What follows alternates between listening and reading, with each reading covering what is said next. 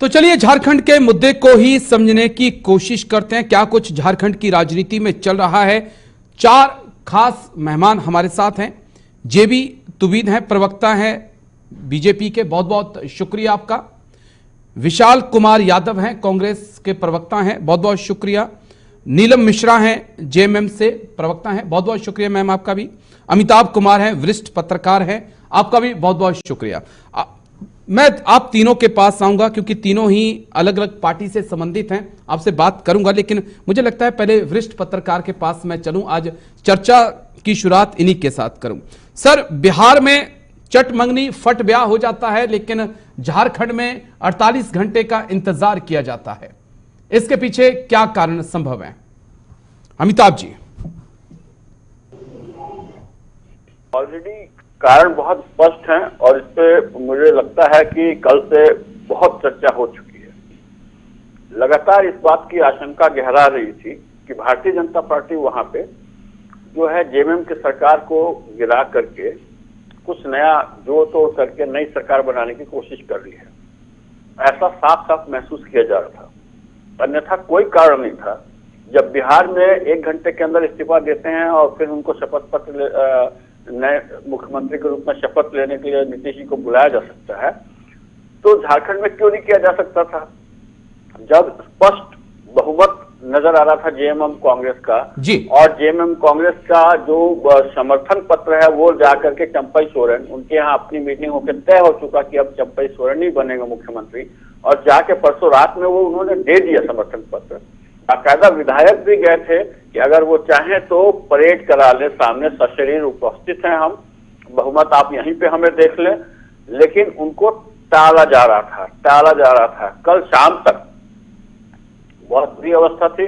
इनको लगा कि भाजपा कुछ खेल करेगी, इस डर से आपने देखा कि कैसे हवाई जहाज वगैरह हायर करके सब रखा हुआ था। इनको वहां से हटाने के लिए सारी बातचीत हो गई थी, ताकि उन्हें डर था कि पार्टी के अंदर तोड़ फोड़ ना हो। वो ये दर्शाने की कोशिश कर रहे थे। भाजपा के कई नेता बार बार ये कह रहे थे कि जेएमएम के अंदर टूट फूट है, सीता सोरेन नहीं चाहती हैं या बसंत सोरेन नहीं चाहते हैं।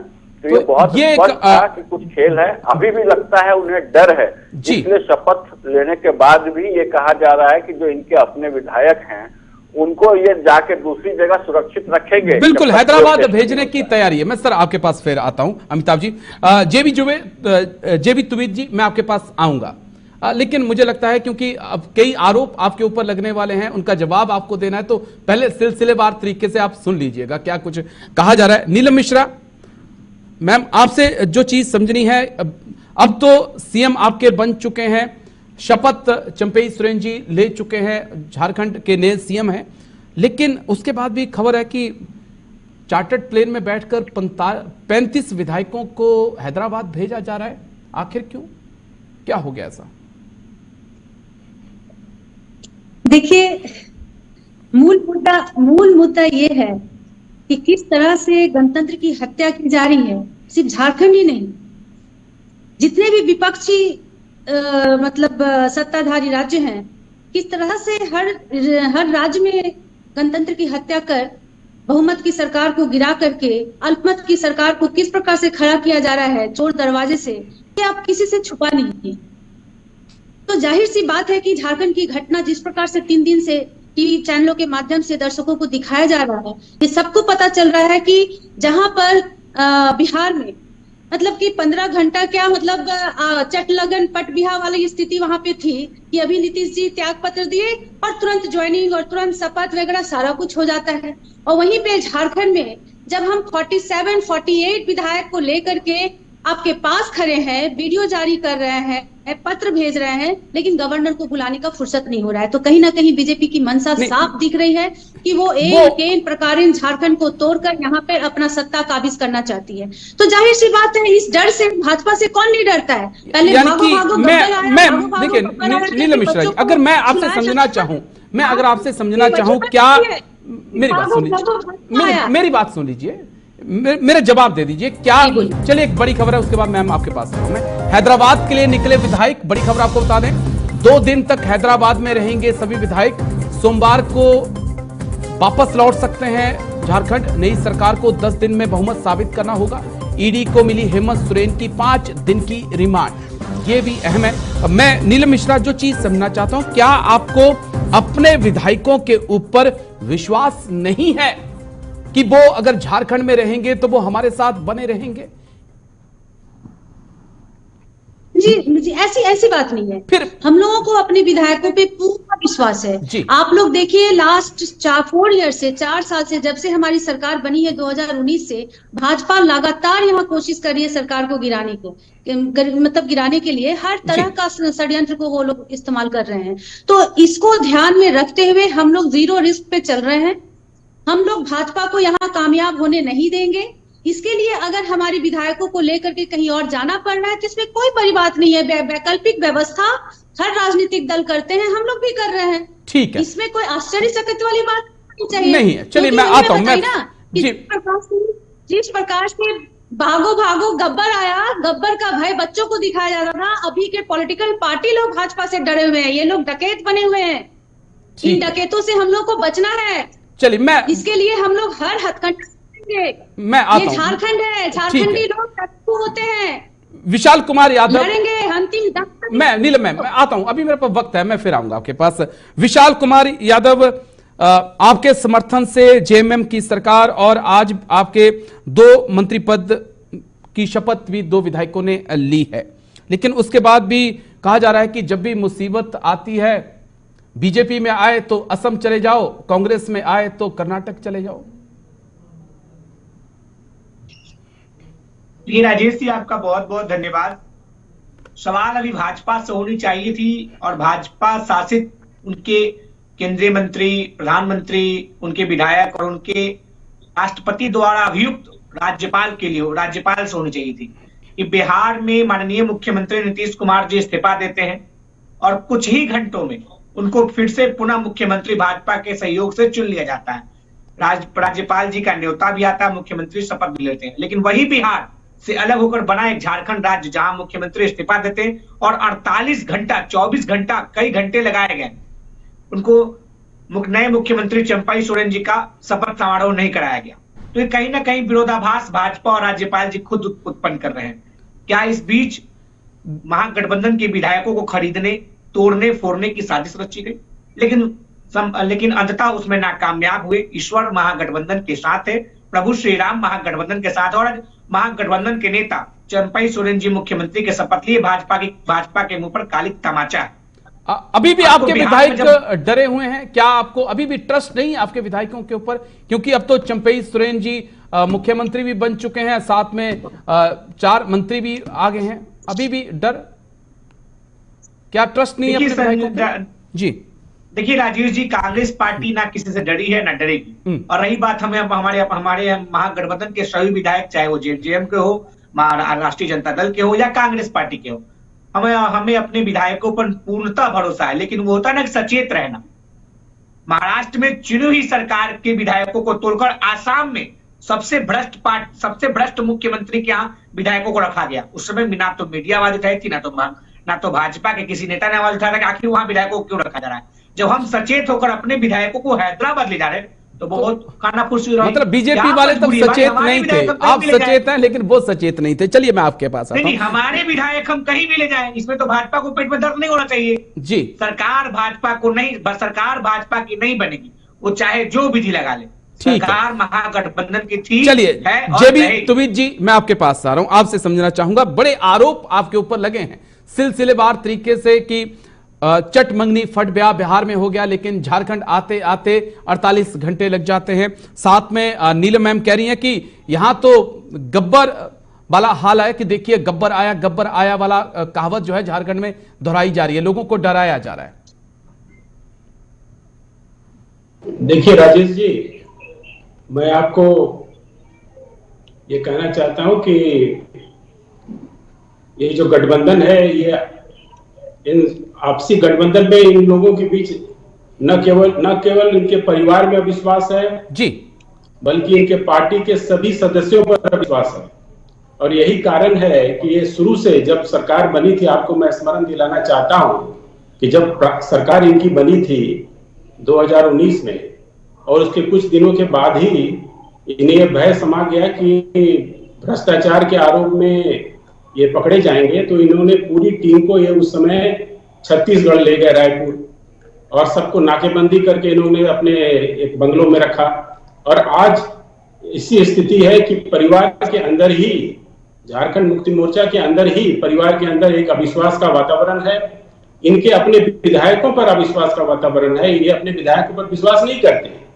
और यही कारण है कि आज इन्हें डर है कि जब फ्लोर टेस्ट होगा विशाल, तो उस दिन इनके पूरे विधायक सदन में उपस्थित नहीं हो पाएंगे। अच्छा, जेबी जी, क्या आपको इनके विधायकों पर विश्वास है? इनको तो अपने विधायकों पर विश्वास नहीं है, लेकिन आपको विश्वास है क्या बीजेपी वालों को?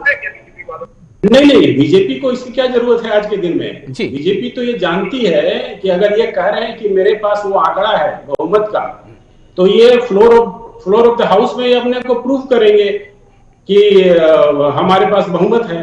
बीजेपी भी कोई हड़बड़ी में नहीं है, ये अपने कुकर्मों के कारण आज इनकी सरकार गिरी है। हेमंत सोरेन मुख्यमंत्री तो अलग हैं, लेकिन एक व्यक्तिगत तरीके से, जिस तरीके से इन्होंने जमीन की खरीद की, ये इनका व्यक्तिगत घोटाला है। और इस घोटाले में ये झारखंड की जनता को इन्होंने झोंक दिया है। आज झारखंड में सरकार नाम की कोई चीज काम नहीं कर रही है। जनता में भी एक अविश्वास का वातावरण इस सरकार के विरुद्ध है। ठीक है, चटमंगनी फट ब्याह पे आपने जवाब नहीं दिया। बिहार में 12 घंटे के अंदर ही सब कुछ हो जाता है। सुबह इस्तीफा होता है, शाम आते आते नीतीश कुमार फिर मुख्यमंत्री बन जाते हैं। लेकिन झारखंड में इतनी देरी क्यों हो जाती है? तो इन्होंने तो कल ही शाम में 5 बजे जो तरीके, आधिकारिक तरीके से, जो टेक्निकली करेक्ट एप्लीकेशंस है, इन्होंने गवर्नर को दिया। उसके पहले जो आवेदन इन्होंने दिया था, इनके अध्यक्ष हैं शिबू सोरेन जी, कार्यकारी अध्यक्ष है शिबू सोरेन जी। ये हेमंत सोरेन जी का इन्होंने कोई हस्ताक्षर नहीं लिया, शिबू सोरेन जी का कोई हस्ताक्षर नहीं लिया। अगर 4 कोई सदस्य विधानसभा के जाकर गवर्नर को कहें कि मैं सरकार बनाना चाहता हूं, ये मेरे विरोधी दल के नेता है, तो गवर्नर इनको कैसे एक्सेप्ट करेंगे? ये तो समझने की बात है ना। ठीक, ये तो इनको समझना चाहिए। इनके बहुत सारे इसका जवाब मैं आपके पास समय पर इनको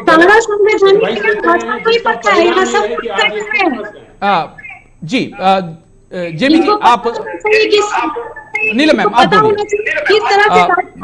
विशाल मैं आपके पास आऊंगा। विशाल, देखिए, अगर आप भी बीच में ऑडियो चलाएंगे ना, तो जो व्यूअर्स देख रहे हैं उनको समझ नहीं आएगा कि आखिरकार क्या खिचड़ी यहाँ पे पक रही है। मुझे खिचड़ी नहीं पकानी है। मैं आपके पास आऊंगा भाई, मेरे पास समय है, मैं सबको समय देता हूं, सबसे बात करता हूं। नीलम, मैं आपसे समझना चाहूंगा, बड़ी अहम बात जेबी तुबिद ने कही कि आप 4 विधायक चले जाएं राजभवन और कहें कि देखिए हम आगे हैं और हम सरकार बनाना चाहते हैं, तो राज्यपाल थोड़ी सबको कहेंगे कि हाँ आइए सरकार आप बना लीजिए। देखिए राजेश जी, मैं आपको बताऊं कि संवैधानिक जो भी नियम है सिर्फ भाजपा को ही पता है क्या? जी, यहाँ पे जो भी राजनीतिक दल के लोग जो सत्ता में बैठे हैं, सबको क्या ये समझ के बैठे कि कहाँ पे क्या करना है, कैसे क्या प्रोटोकॉल को मेंटेन करना है? सारा लेटर और सारा जो प्रक्रिया थी विधिवत थी, और इसमें राज्यपाल महोदय का जो मंशा था, वो जब तक केंद्रीय केंद्र से, यानी कि दिल्ली सरकार जब तक उनको आदेश नहीं देती तब तक वो कोई निर्णय नहीं ले पा रहे थे, जिसके कारण ये सारा प्रक्रिया उन्होंने कई तरह का बहाना बना करके डिले करने का काम किया है। और कोई बात नहीं है इसमें भाजपा, मतलब यहाँ का सरकार को किस प्रकार से गिरा करके अपनी सत्ता काबिज करे, ये ग्रीन सिग्नल वो राज्यपाल देखने के लिए बैठे हुए थे। उनको जब तक ग्रीन सिग्नल, आपको पता होगा कल रात को आपातकालीन बैठक बुलाया है भाजपा झारखंड में, और इस बैठक में जब भाजपा देख लिया कि किसी भी तरह से हम इस पार्टी को तोड़ नहीं पा रहे हैं, हमारी संख्या पूरी नहीं हो पा रही है, उन्होंने राज्यपाल को ग्रीन सिग्नल दे दिया। रातों रात राज्यपाल खबर देते हैं कि आप आकर के मिलिए। इसलिए आपको पता होगा कि चंपई सोरेन जी और आलमगीर आलम जी रात को जाकर के राज्यपाल महोदय से भेंट करते हैं। क्या कारण है कि उतनी रात को बुलाई गई? इन लोगों की बैठक खत्म होती है भाजपा की, उसके बाद वहां पे खबर जाता है, सूचना भेजा जाता है कि आप लोग आकर के मिलिए। इसका जवाब मैं जरूर लूंगा। मुझे छोटे से ब्रेक ले रुकना होगा, छोटे से ब्रेक ले रुकना होगा, फिर ब्रेक के बाद चर्चा करेंगे, ईडी के रोल को भी लेकर चर्चा करेंगे, और साथ में ही ये भी समझने की कोशिश करेंगे कि लोकसभा चुनाव से पहले स्टेट दर स्टेट ये खेल क्यों हो रहा है। छोटा सा ब्रेक, फिर इसी पे चर्चा। लेकिन झारखंड के मुद्दे पे चर्चा लगातार जारी है। और अमिताभ जी, मैं आपके पास आऊंगा, वरिष्ठ पत्रकार हैं आप। ईडी के रोल को मुझे समझना होगा, क्या ईडी की इस वक्त भूमिका है? पश्चिम बंगाल में अचानक से सक्रियता बढ़ जाती है, ममता कहती हैं कि हम अब इंडिया से अलग होकर इलेक्शन लड़ेंगे। बिहार में जैसे ही सरकार नीतीश अलग होते हैं, तेजस्वी और लालू के खिलाफ शिकंजा कस जाता है। झारखंड में दिल्ली के अंदर ईडी की सक्रियता काफी ज्यादा बढ़ चुकी है। विपक्ष का आरोप है कि ईडी जो है वो इस वक्त प्रधानमंत्री मोदी, गृह मंत्री अमित शाह के इशारे पर काम कर रही है। कैसे देखेंगे आप? देखिए, केंद्र सरकार के प्रमुख जो प्रधानमंत्री मोदी हैं, तो निश्चित रूप से सारे विभाग, सारे मंत्रालय उनके ही निर्देश और दिशा निर्देश पे काम करेंगे जी। इसमें तो दो राय हो नहीं सकती। और हम इस बात को भी देख रहे हैं कि पहले जिस तरीके से ईडी और सीबीआई को केवल जो है नेतागण आपस में एक दूसरे को केवल धमकाने, चेतावनी देने के लिए या फंसाने के लिए इस्तेमाल करते थे, उसकी बजाय अब जो है बड़े ठोस ढंग से जांच पड़ताल कर सबूत जमा करने के बाद एकदम सख्त और ठोस कार्रवाई की जा रही है।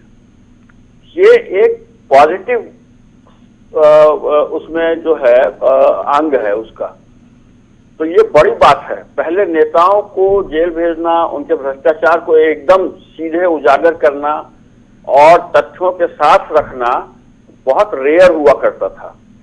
केवल दिखावे की कार्रवाई होती थी, 2-4% लोग फंसते थे, 5-6% लोग फंसते थे, उससे ज्यादा नहीं।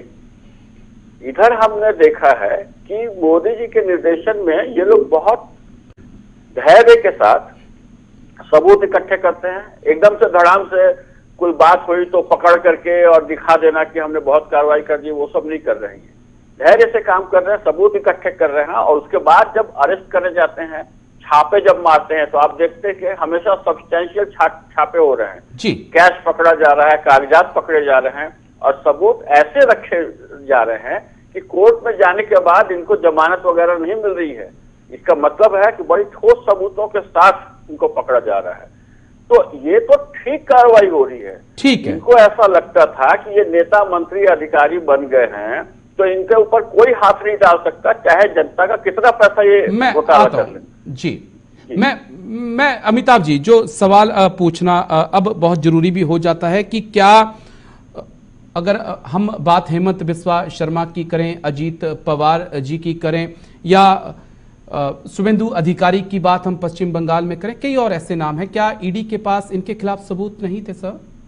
तब ईडी सबूत नहीं जुटाती थी, सिर्फ ऐसे ही केस दर्ज कर देती थी? हेमंत बिस्वा शर्मा के मामले में तो मुझे लगा है कि उनको क्लीन चिट मिला है, लेकिन और कई ऐसे भाजपा के भी नेता हैं और जो इनके साथी नेता हैं, जगन भुजबल, उनके खिलाफ अजीत पवार। मैं विशाल, बस इसके बाद मैं आप ही के पास आ रहा हूँ, मुझे पता है आपको कार्रवाई होनी चाहिए जी, और सख्त तरीके से होना चाहिए जैसे इनके साथ। चलिए, मैं क्योंकि विशाल मेरे पास समय थोड़ा सा कम रह गया है, मुझे कर क्या रहे हैं विपक्षी, इसमें डालें याचिका डालें भाई इस नेता के खिलाफ जो है, इसके खिलाफ कार्रवाई कहाँ पहुंची है बताएं, आरटीआई लगाएं और कोर्ट में याचिका डाल के फंसाएं, छोड़े क्यों? ठीक है, कोई भी काम करना चाहिए। मेरे पास थोड़ा समय कम है, माफी चाहूंगा। नीलम, मैं आपके पास भी आऊंगा थोड़ा समय लेके, लेकिन विशाल, लंबे वक्त से मैं आपके पास नहीं आया हूं। विशाल, एक नया जुमला कांग्रेस अध्यक्ष की तरफ से उछाला गया है कि 2024 में अगर प्रधानमंत्री मोदी आ जाएंगे तो फिर चुनाव नहीं होंगे। यह किस प्रकार की राजनीति है? लोकतंत्र तो 1947 के बाद से ही इस देश में जिंदा है और जिंदा रहेगा। कैसे आप कह सकते हैं कि चुनाव नहीं होंगे? देखिए राजेश जी, कांग्रेस पार्टी कभी जुमला नहीं देती है, जुमला गृह मंत्री जी का काम होता है, क्योंकि उन्होंने मंच से कबूला भी है। और रहा बात अभी मैं आपके सभी सवाल का जवाब दूंगा, उससे पहले मैं भाजपा के प्रवक्ता का जवाब दे दूं। उन्होंने कहा आपके पास बहुमत नहीं है। बहुमत के लिए मैंने आपको मैं एक वीडियो दिखा रहा हूं जिसमें झारखंड में 41 बहुमत होती है और में 48 विधायक हमारे पास है, और सब कोई 1 to 1 गिनती करके 48, शायद भाजपा के प्रवक्ता को गिनती नहीं आती होगी, इसलिए हमारे विधायक खुद गिनती कर दे रहे हैं, देख लीजिएगा। और दूसरी बात, आपने कहा कि कांग्रेस अध्यक्ष ने कहा, बिल्कुल कांग्रेस अध्यक्ष ने सही बात कहा। आज किस तरह संवैधानिक चीजों को तार के जा रहा है, किस तरह संवैधानिक ढांचाओं को तोड़ा जा रहा है, ये कहीं ना कहीं हमें आशंका है कि आपके जीतने के बाद फिर अब चुनाव ही रद्द करा दो, अब चुनाव ही बंद करा दो। ये हमारी आशंकाएं हैं और आशंकाएं होनी चाहिए, क्योंकि आज बताइए हेमंता बिश्व शर्मा पे कार्रवाई नहीं होती, केवल विपक्ष के नेताओं पे कार्रवाई होती है, जगन भुजबल पे कार्रवाई नहीं होती। आप बोले कि मैं किसी भ्रष्टाचारी को अपने पार्टी में नहीं लूंगा। अजीत पवार जी कौन है आज उनको आपने उप मुख्यमंत्री बना दिया? एकनाथ शिंदे कौन है आज आपने उनको मुख्यमंत्री बना दिया? हेमंता बिश्व शर्मा कौन है? नारायण राणे कौन है? लेकिन इन सभी पर जो आपके साथ है वो बहुत अच्छे हैं। इसलिए कांग्रेस अध्यक्ष ने जो कहा, मैं उनकी बातों को समर्थन करता हूं। हमें आशंकाएं हैं कि अगर भाजपा अभी जीतती है, इस बार जीतती है, तो देश में अब चुनाव चलिए समय का थोड़ा सा अभाव है, लेकिन बहुत बहुत शुक्रिया आप चारों खास मेहमानों का, जेबी तुविद, विशाल कुमार यादव, नीलम मिश्रा मैम और अमिताभ कुमार मेरे साथ जुड़ने के लिए, तमाम जानकारी साझा करने के लिए। तो हेमंत गे जेल क्या होगा खेल, लगता नहीं है, क्योंकि फिलहाल जो है वो चंपई सोरेन ने मुख्यमंत्री बन चुके हैं, लेकिन 10 दिन के अंदर बहुमत साबित करना होगा और 35 विधायकों को चार्टर्ड प्लेन में बिठाकर हैदराबाद के लिए रवाना कर दिया है, ताकि कोई खेला ना हो जाए। वक्त छोटे से ब्रेक का, जल्द हाजिर होंगे।